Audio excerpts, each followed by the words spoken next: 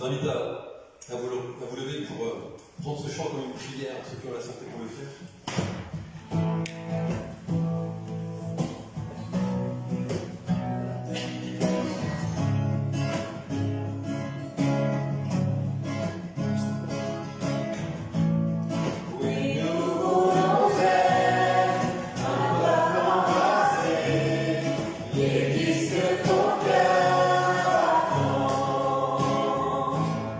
Viens briser nos chaînes, détruis notre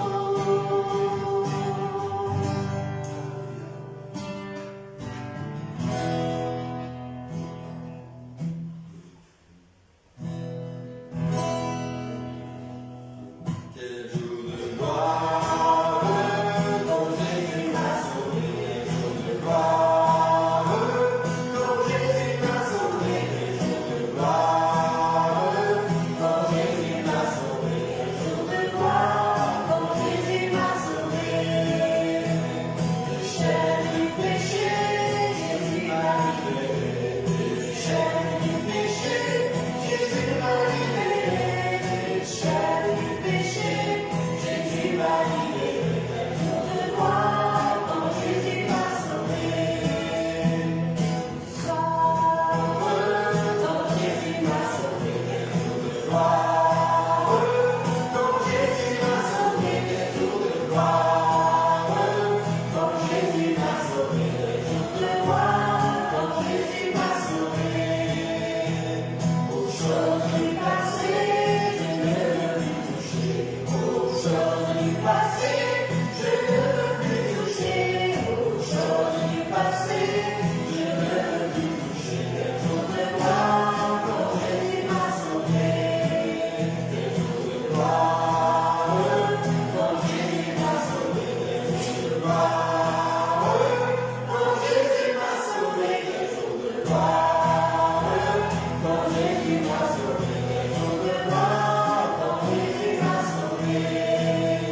Ce n'est plus moi qui vis, c'est Christ qui vit en moi.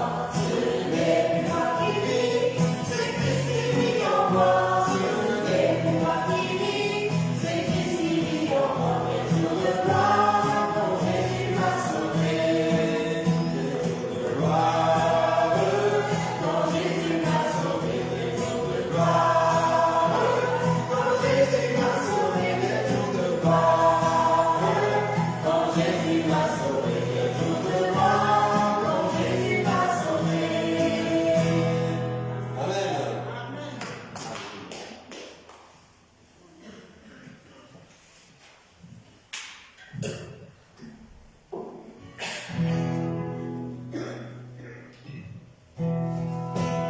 Merci d'un cœur reconnaissant. Merci au Seigneur toi saint. Merci car il a donné Jésus-Christ son Fils. Merci d'un cœur reconnaissant.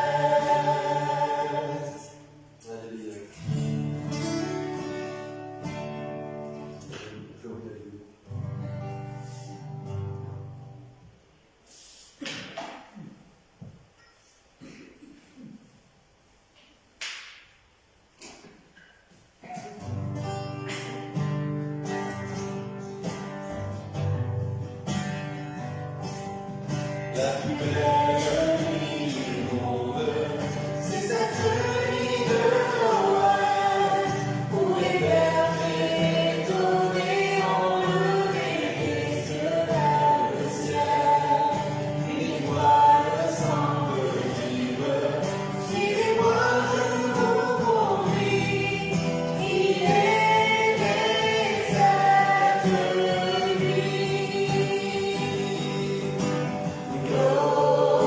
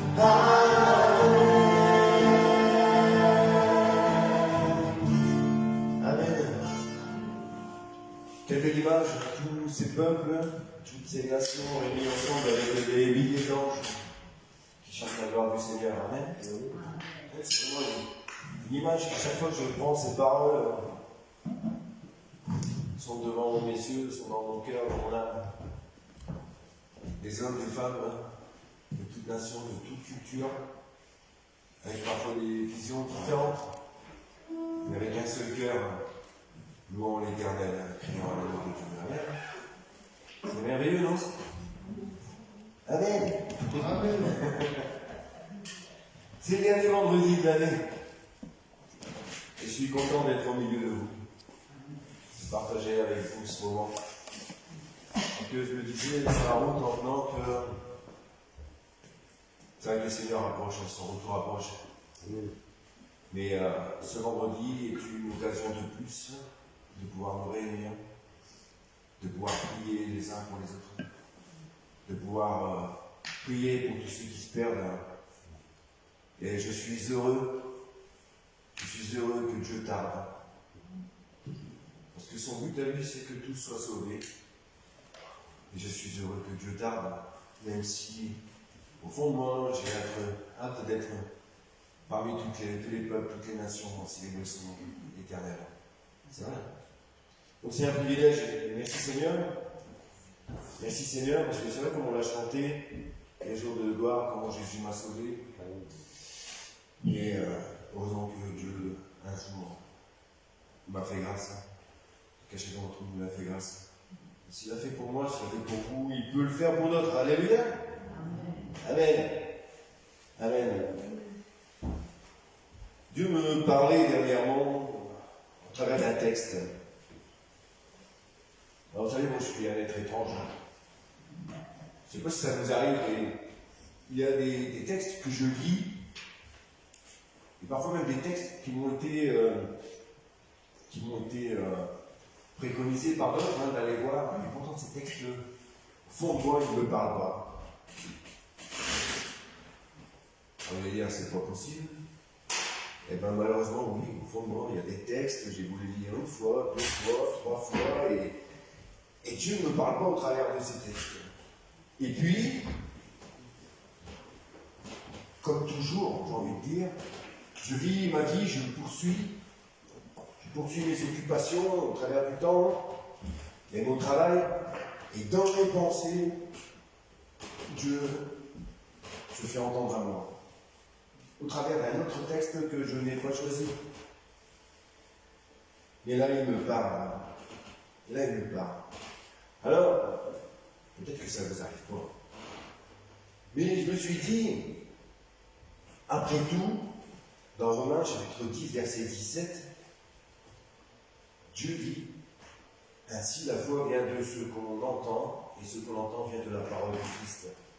Et dans d'autres versions, notamment dans celle de Martin, il est écrit, la foi donc est de l'ouïe, et l'ouïe par la parole de Dieu.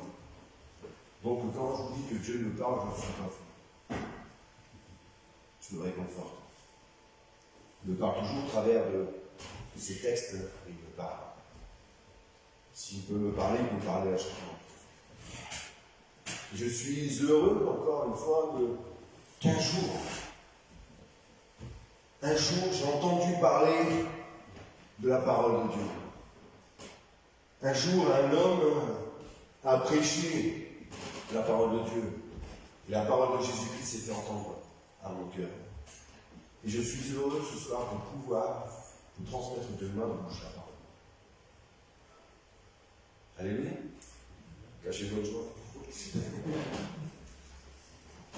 Et ça ne va pas être le sujet du message que je partage avec vous.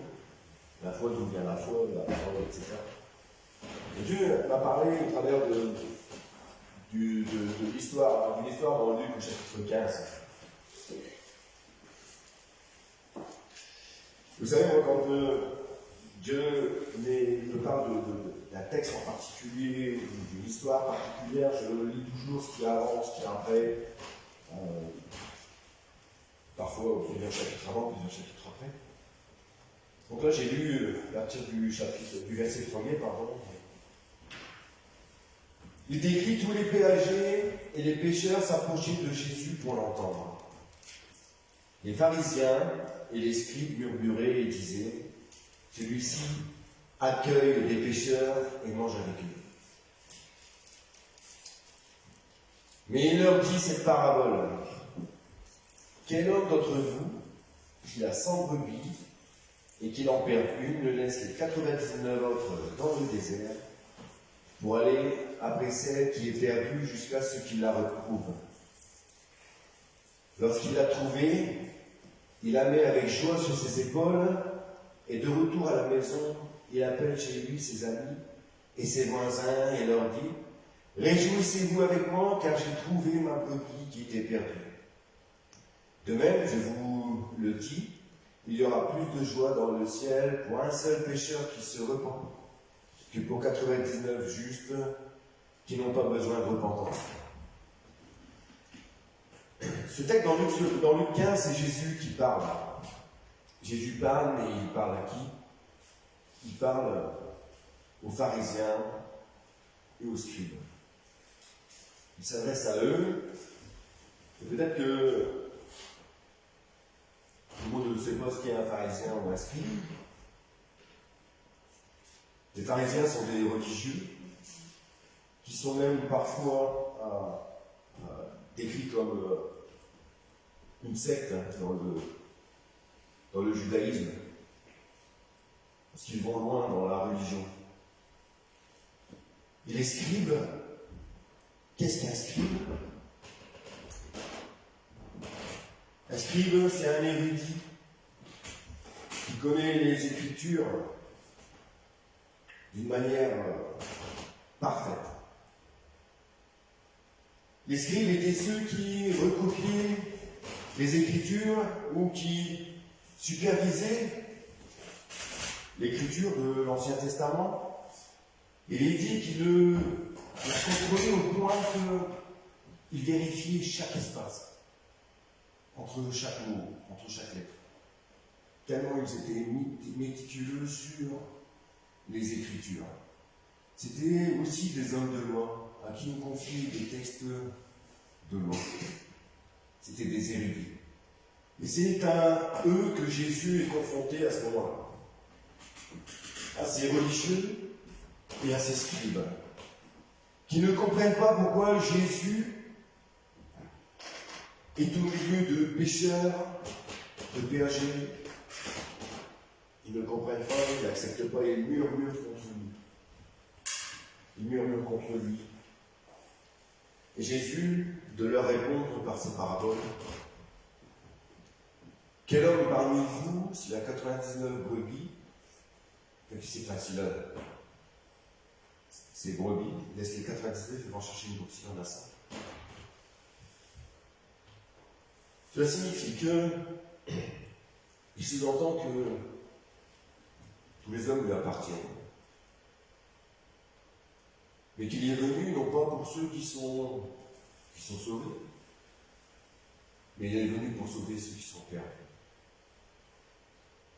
Jésus est venu, il leur dit, quelque part, je ne suis pas venu pour vous, qui êtes justes, mais je suis venu pour ces hommes-là. C'est à eux qu'il s'adresse dans ces termes. Il y a vraiment, comme il le dit, de la joie d'aller chercher ceux qui sont perdus. Mais, vous voyez, c'est pas ce texte que Dieu a mis dans mon cœur, c'est l'histoire qui est plus loin, c'est celle du Fils prodigue. Cette histoire qui est maintes et maintes fois racontée. Vous la connaissez par cœur, mais on va la relire ensemble. À partir du verset 11, donc c'est Jésus qui parle, il dit encore, un homme avait 2 fils. Le plus jeune dit à son père, mon père, donne-moi la part de la fortune qui doit me revenir. Et le père leur partagea son bien. Peu de jours après, le plus jeune fils rassembla tout ce qu'il avait et partit pour un pays lointain où il dissipa sa fortune en vivant dans la débauche. Lorsqu'il eut tout dépensé, une grande famine survint dans ce pays et il commença à manquer de tout. Il se lia avec des habitants du pays qui l'envoya dans ses champs faire paître les pourceaux. Il aurait bien désiré se rassasier des caroubes que mangeaient les pourceaux, mais personne ne lui en donnait. Rentré en lui-même, il se dit, combien d'employés chez mon père ont du pain en abondance, et moi ici, je péris à cause de la famine.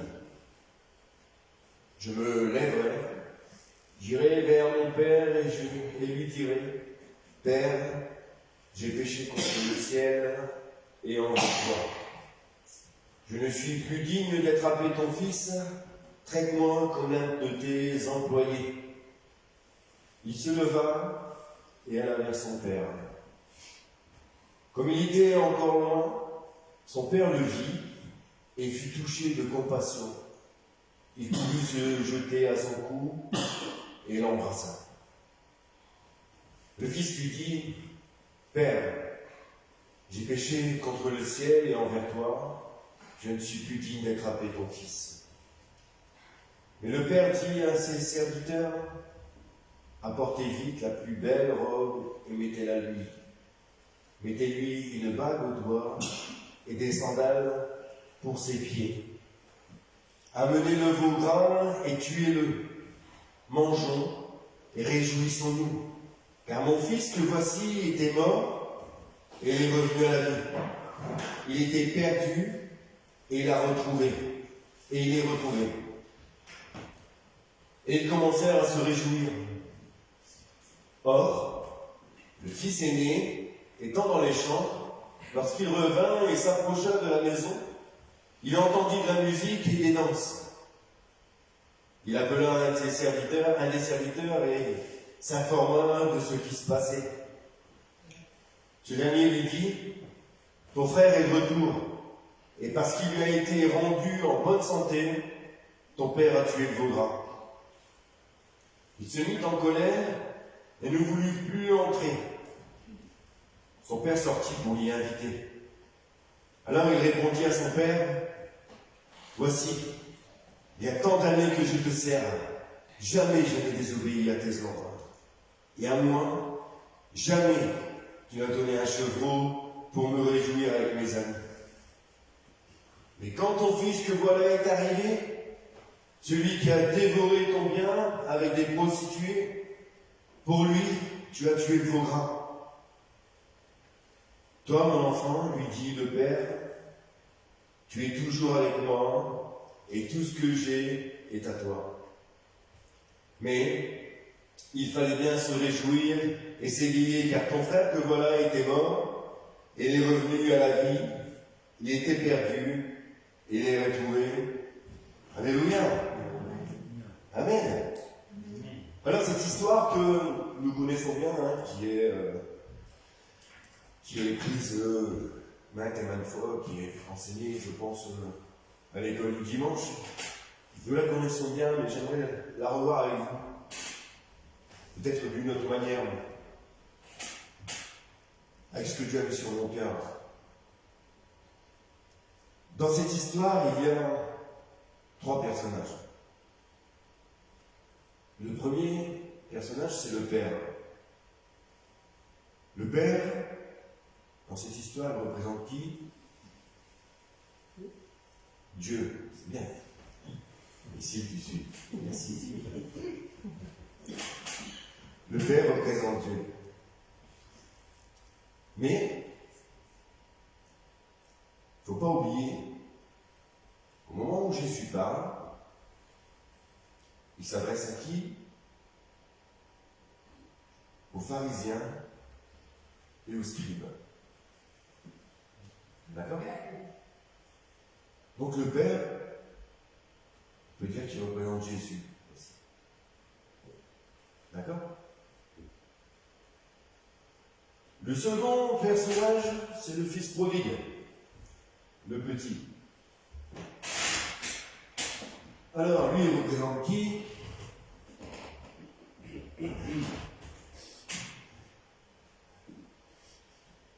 Ah, c'est les petits.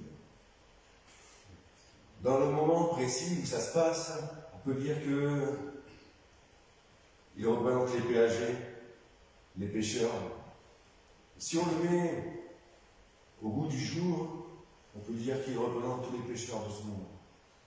Amen. Et il y a le troisième personnage, c'est qui? Le fils aîné, merci. Qui lui représente qui, le fils aîné? Donc du coup, si vous suivez ma logique, il représente les pharisiens et les scribes. Et aussi, si c'est au bout du jour, il peut représenter qui?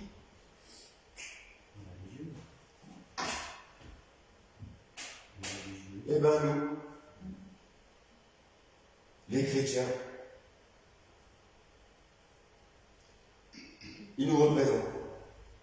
Alors, je vais prendre pour chaque personnage un à un. Et je vais commencer, non pas par le Père,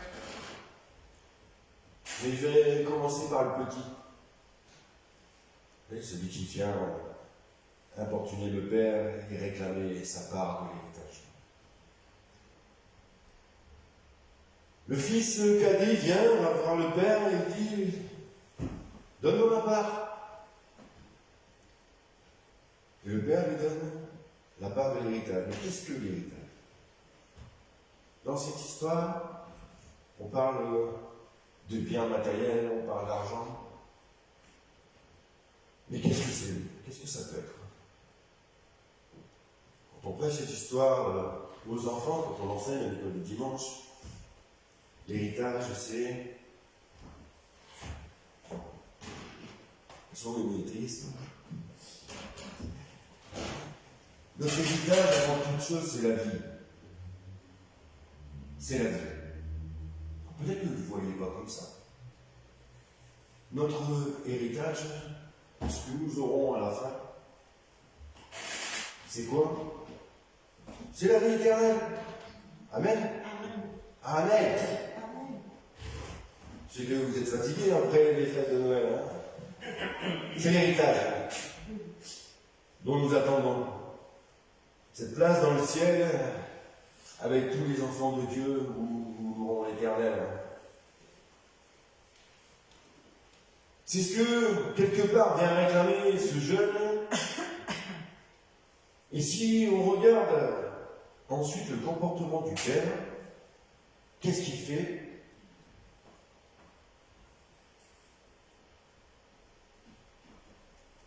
Il lui donne. Mais comment il lui donne?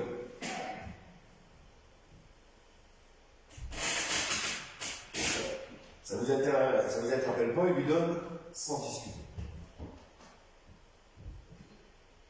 Le père donne l'héritage au fils cadet. Quand vous lisez le texte, quand il dit il leur donne, c'est L-E-U-R, hein, c'est pas L-E-U-R-S. Hein. Il le donne qu'à un de ses fils. Il lui donne sa part. Sans discuter. Dites-moi parmi vous, pour vous c'est normal cette situation? Imaginez-vous maintenant que vos enfants viennent, vous êtes en vie, puis vous dites, papa, maman, donne-moi ma part.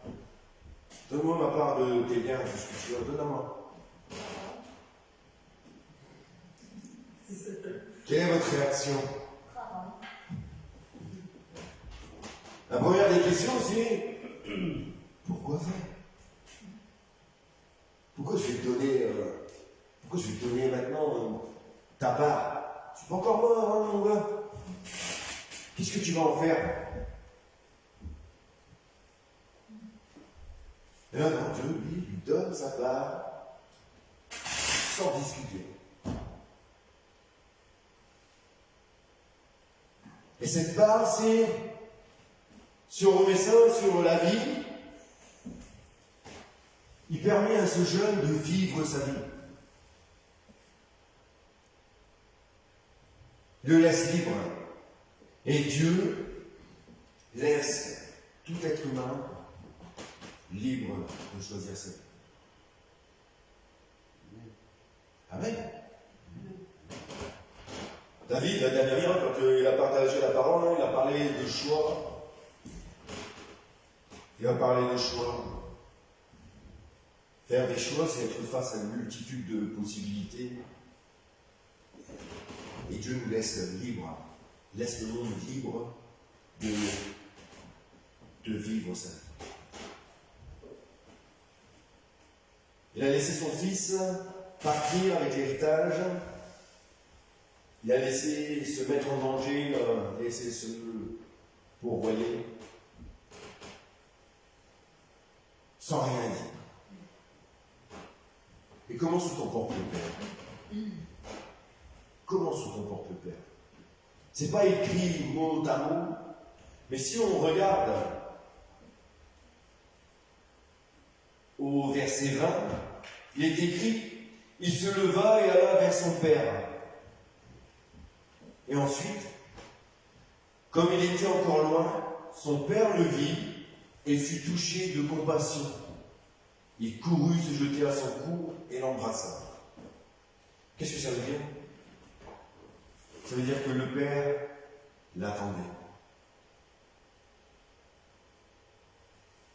Il a laissé vivre sa vie. Il a laissé épuiser l'héritage jusqu'à ce que le fils est tout épuisé et soit proche de la mort. Il est dans un pays où il y a la famine. Et s'il ne revient pas, c'est une mort certaine. Il n'a même pas de quoi manger sur de la nourriture des courses, où il n'a rien. Et le père l'attend patiemment. Il attend avec amour. Il attend parce qu'il le voit au loin. Et Dieu fait preuve de patience encore aujourd'hui. Il attend tous ceux qui ont pris cette liberté de vivre leur vie. Combien ne sont pas prêts à suivre Dieu parce qu'ils veulent vivre? David en parlait encore la dernière fois, et j'y pense en vous parlant. Le bonheur du bonheur. Combien recherchent le bonheur matériel, la maison, le travail, l'argent, la famille, les enfants, avoir quelque chose à léguer.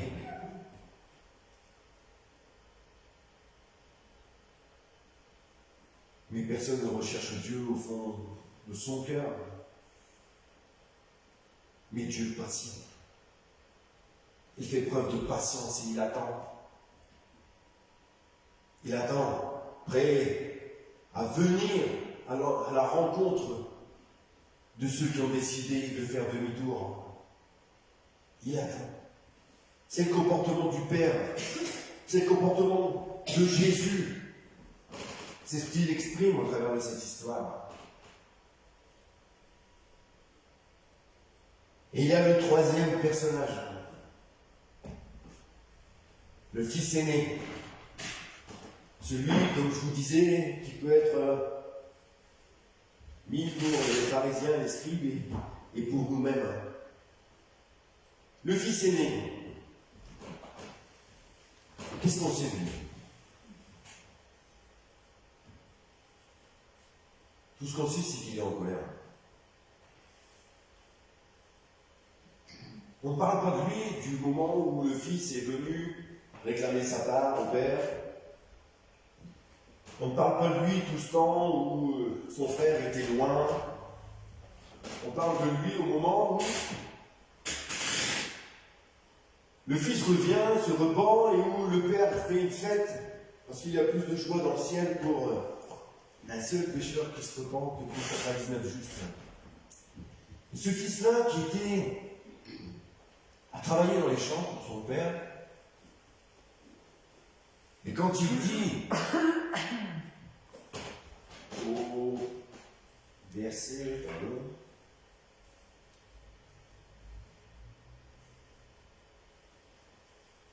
au verset 29, alors il répondit à son père, voici, il y a tant d'années que je te sers. Et le terme pour ce verbe servir est celui qui est employé, qui s'applique au service des esclaves. C'est-à-dire que le verbe qu'a exprimé le fils, c'est que ça fait des années que je te sers comme un esclave, que je travaille dur pour toi. Puis moi, j'ai quoi? J'ai rien. Ce fils aîné est en colère, c'est tout ce qu'on sait de lui. À aucun moment, ce fils aîné n'a retenu son frère. À aucun moment, il est dit qu'il l'a dissuadé de partir. À aucun moment, il est dit que ce fils aîné a dit à son frère, mais c'est pas juste ce que tu fais. Pourquoi tu réclames cette part à papa? Pourquoi tu fais ça? À aucun moment, il a dit ça. À aucun moment non plus, il est allé chercher son frère. Jamais. À aucun moment. Au point où même on peut se dire que, alors que le père attendait patiemment le retour de son fils cadet, le fils aîné, lui, vaquait à ses occupations.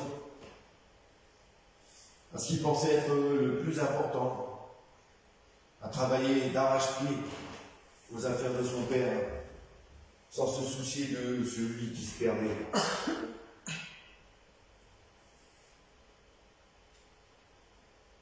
Ce fils-là, lui, il est en colère. Il est en colère.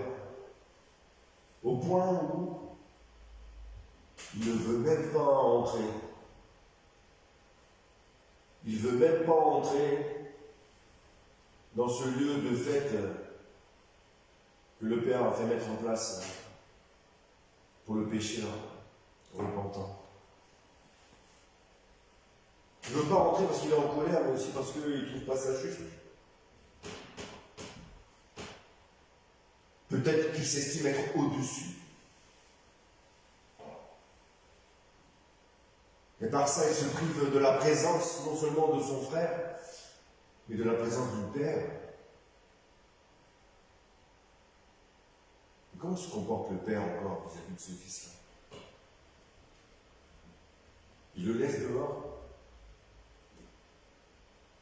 il le laisse marmonner, il le laisse dans sa colère. Non. Ce Père plein d'amour sort, va à la rencontre de ce Fils. Et lui répond à tout ce que tu as fait. Toi, tu as toujours été prudent. Tu as toujours bénéficié de tout ce que j'ai. Tu n'as manqué de rien. Tu n'as manqué de rien, mais au final. Tu as tellement peu manqué que tu ne te rends même plus compte de ce que tu as. C'est ce qu'il dit entre les lignes. Combien de fois nous pouvons nous comporter de la sorte? Jésus s'exprime à ces pharisiens, à ces scribes, pour leur dire qu'ils sont en train de se tromper. Qu'ils sont en train de se tromper. Que leur rôle n'est pas là, mais plutôt d'aller vers ceux qui se perdent, comme lui il est en train de faire. Peut-être que nous, peut-être qu'on est en train de se tromper. Parce que c'est vrai que c'est un privilège d'être là. Dimanche après dimanche, vendredi après vendredi. On a cette chance de pouvoir être dans la présence de Dieu. Amen. Cachez votre joie. Alors, les enfants aînés, là. Alléluia, merci Seigneur que je peux encore être ici, dans ta présence, bénéficier de tous tes bienfaits, de tes options, de ton Esprit Saint, de ta présence, ô Éternel. Merci Seigneur. Comme je vous disais au début, c'est réellement une grâce. Et nous devons prendre ce temps, profiter pour penser aux enfants prodigues, à ceux qui se perdent, ceux que le Père attend. Si on reprend dans Romains 10, que j'ai pris tout à l'heure, il y avait le verset 17, et si vous lisez Romains 10, il parle de la foi, de ce qu'on entend, etc.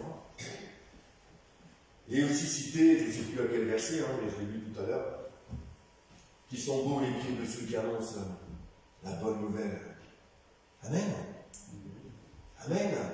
Amen. Amen. Et nous, pharisiens que nous sommes, scribes que nous sommes parfois, là, à détenir la connaissance de la parole, on a peut-être tendance à oublier les autres. On a peut-être tendance à écraser les autres en disant ils ne sont pas dignes. Ils ne sont pas dignes. Ils ne sont pas dignes. Ils sont tellement pas dignes que des fois j'arrive même pas à rester dans leur présence. En faisant ça, attention. Parce que tu refuses également la présence du Père.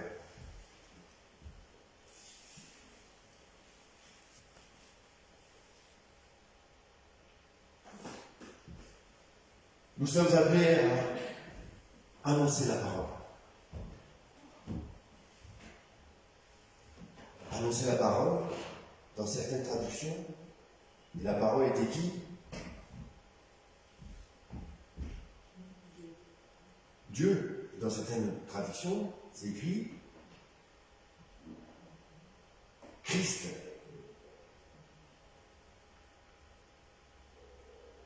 Nous sommes appelés avant toute chose à annoncer Jésus-Christ. Annoncer qui il est, qu'il a fait, ce qu'il a accompli. Nous ne sommes pas appelés à être des scribes et à nous appuyer non plus sur l'Évangile, mais à nous appuyer sur notre connaissance, à nous appuyer sur la loi.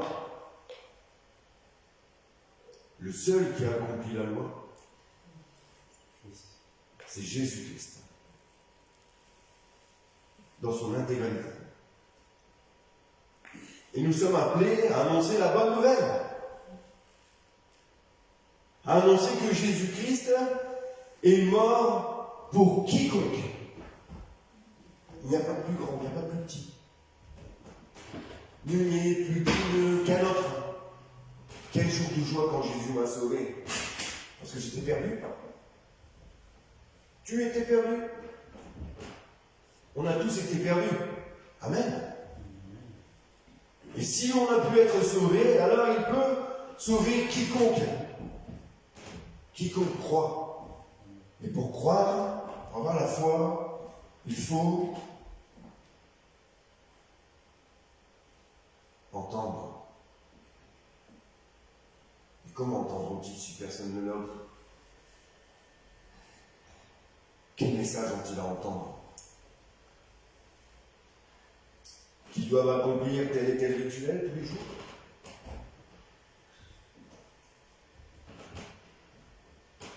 Qu'ils doivent venir des religieux? Qu'ils doivent se sectariser? Qu'ils doivent être érudits? Le message qu'ils ont à entendre, c'est qu'un jour, Dieu a fait naître d'une vierge son Fils unique. Qu'il est venu dans ce monde en connaissance de cause de tout ce qu'il allait devoir subir, accomplir.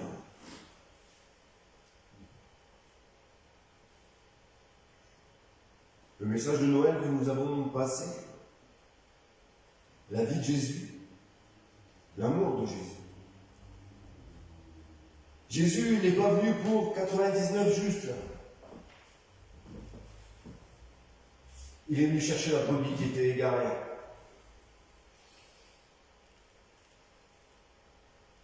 Si tu te sens juste, alors prie, intercède. Pour que la brebis se laisse trouver par Jésus.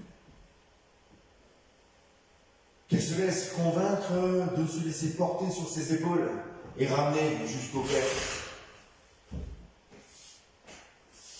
Mais surtout, ne les regardons pas comme des personnes à qui c'est perdu. Attention à ce que nous annonçons. Attention à comment nous nous comportons. Dieu nous montrait cette image d'un homme qui, de par son comportement, à chaque fois qu'il s'appuie sur ses compétences, il pose une pierre. À chaque fois qu'il s'appuie sur son intelligence, il pose une pierre. À chaque fois qu'il s'appuie sur ses convictions, il pose une pierre. Il construit ce mur entre lui et l'autre.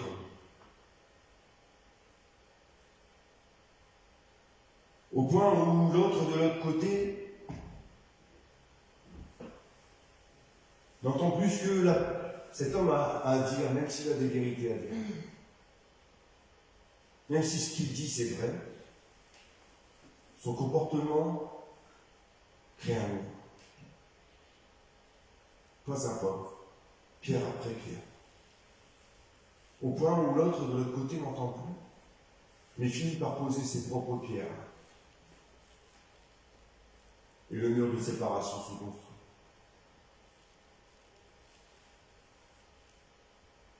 On n'est pas plus saint qu'un autre. Qui a tout son péché et mérite la mort. Amen. Attention à ce qu'on montre, à ce que l'on fait, à nos comportements. Dieu est amour. Un amour qu'on ne peut même pas mesurer. Dieu est amour, amen. Et ce que nous, on peut estimer perdu, pour lui, rien n'est impossible. Soyons non pas des vecteurs de séparation, mais soyons des réconciliateurs entre Dieu et les hommes. C'est ce à quoi nous sommes appelés. Le modèle, c'est Jésus-Christ. Nous devons suivre l'exemple qu'il a montré. Allez par le monde. Commencez par vos foyers, par vos familles.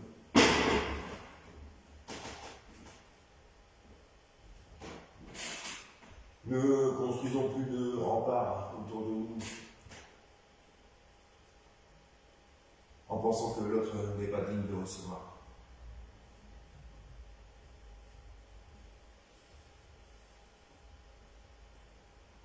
Mais prêchons la parole de Dieu, prêchons l'évangile. C'est ce dont le monde a besoin. Parce que ouais, Jésus revient. Chaque jour est un jour qui nous rapproche de son retour. Si on veut voir des âmes se tourner vers Dieu, c'est pas en se fermant dans une bulle de connaissances ou de compétences ou autre, mais sans répandre l'amour de Jésus. Car ce qui est impossible aux hommes, c'est possible à Dieu. Et seul Dieu peut changer les cœurs. Seul Dieu connaît chaque être humain, chaque homme, chaque femme, ce qu'il y a dans le cœur, ce qu'il y a dans l'âme. Nul ne peut juger du niveau de foi de quiconque. Nul n'a cette compétence de savoir ce qu'il y a au fond du cœur d'un homme, ce qu'il y a au fond d'une âme, ce qu'il y a au fond d'une pensée. Le seul qui est capable de le faire, c'est Dieu. Amen. Alors, que la bonne nouvelle soit annoncée. C'est le dernier jour de l'année, le moment où on fait un bilan des projets. Que notre projet soit de conquérir le monde, en commençant par nos proches. Amen. Eh bien, vous n'êtes pas là pour moi. Alléluia, que Dieu soit béni.